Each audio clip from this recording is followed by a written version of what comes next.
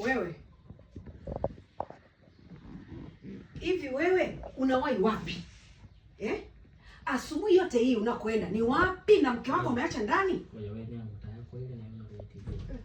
Ni uongo kabisa.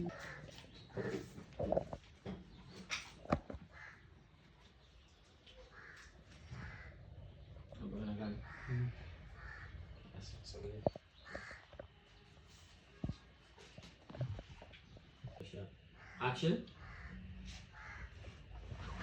Wewe unawahi wapi? Asubuhi yote hii unawahi wapi na umeacha mke wako chumbani?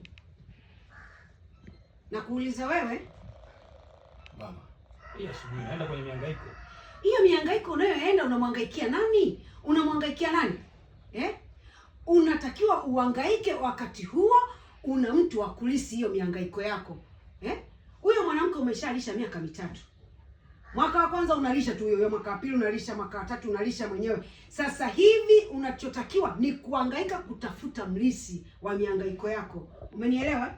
Mama, huko kwenye ni kwa muhimu. Ungekuwa huko kwa hapa kusinge kuwepo. Nasema hivi, umuhimu wa huko unakoenda ni awepo wa kulisi. Umenielewa? Awepo wa kulisi. Mimi nimesha kuambia hivi, mihangaiko yako hiyo haina faida endapo mimi sijapata mjukuu. Sasa ninachokuambia, hiyo miguu hiyo iliyokuwa inapeleka hatua huko kutoka nje, irudishe huko chumbani. Ninachosema hivi, kaangaike huko, kapambane, nione matokeo ya jembe lako. Unahangaika na jembe lenyewe, sijawahi kujua kwamba linalima hili. Halina hata matokeo yoyote. Rudi chumbani, kapambane. Eleza, nimesema hivi, ukalime mpaka uombe mbombo mwanangu. Uombe mbombo mpaka nione matokeo ya jembe lako. Na ninasema huko chumbani huko, nisikia na masikio yangu jinsi mnavyopambana, jinsi unavyolima mwanangu. Umenisikia lakini? Wewe naona hivi unanielewa? Pause hapo hapo.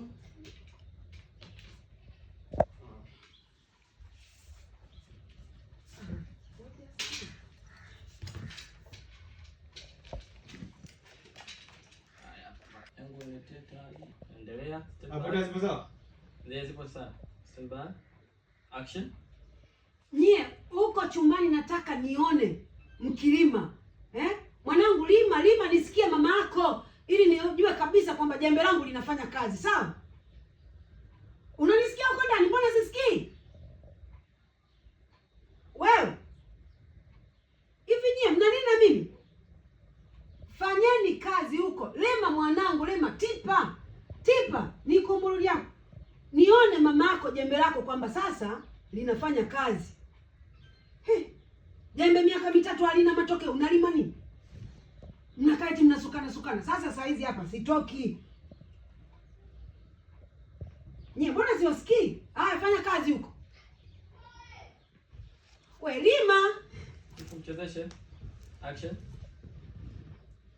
Chifu, unaliona mabadiliko? Ni nywele. Hiyo tayari. Nyingine ya chap chap. Huo si mzazi anaenda kupiga kule ndani. Mama anakutana na mke wa chifu, anamuita mzembe.